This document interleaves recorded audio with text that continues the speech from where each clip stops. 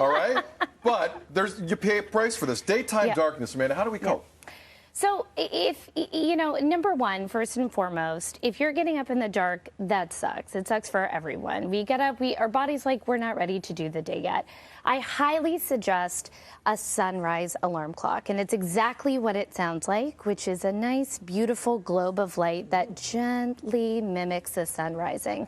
There's no sound, and when you wake up, you're not in the dark. You have I've never seen this before. Oh my gosh. Really? Yeah, it's going to change your whole life. What do they cost?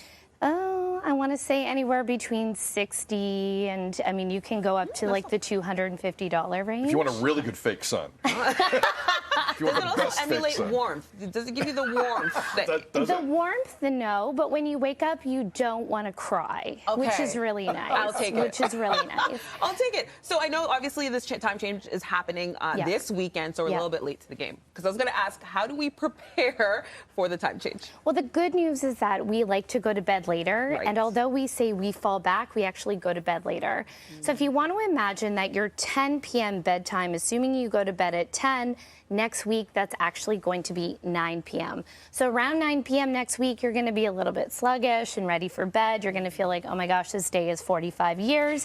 What you can start to do now is push that 15 to 30 minutes tonight, tomorrow, and then on Sunday, you're living your best life. Okay. So how do we adjust the body clock? Because as excited as I am, as we all are, to get, especially us in morning TV, to get an extra hour's sleep. Yeah.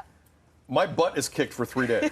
I know. Like, I don't know. Like, I'm the type of guy, like, if I flew from Toronto to Winnipeg, it would take me a week to adjust. I'm a lightweight. Yeah. That's who I am. Yeah. What can you give me as a tip to get around that? Okay, you're gonna like this one. I'm gonna tell you to have a little nap. Not a big nap, a little nap. Anywhere from 25 to 30 minutes. So we all sleep in cycles of sleep. And the first 2 stages of sleep are light. Then we go into a deeper sleep. Then we dream, we have REM, and then we wake.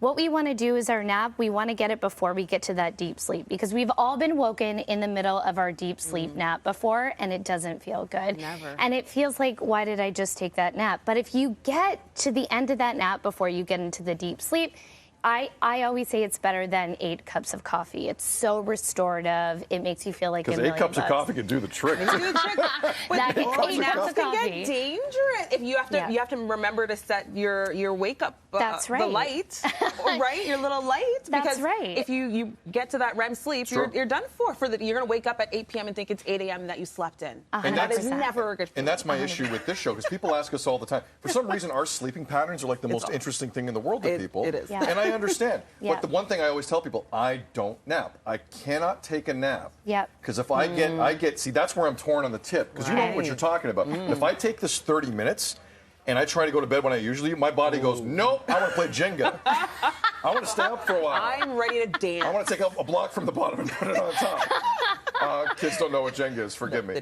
But you think it's worth a try at this time of year specifically to do that? I do. I think especially if you've left planning to the last minute, like you were saying, and you are feeling a little bit off, taking that 20 to 30 minute nap can be really restorative, as well as simply going outside and getting sunshine on your face. There's a growing body of evidence, especially for us Northerners who have less daylight. We have tough winters.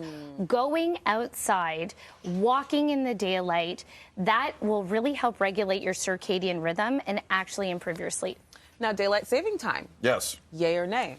Do we agree that we should still be doing this? Oh my gosh. So if you're asking me, I am partial to no daylight savings time. I mean, for my own personal business, it puts me in chaos two times a year. But, you know, we actually have a good amount of evidence. I mean, you're a traffic reporter. Yes, I am. You might see this.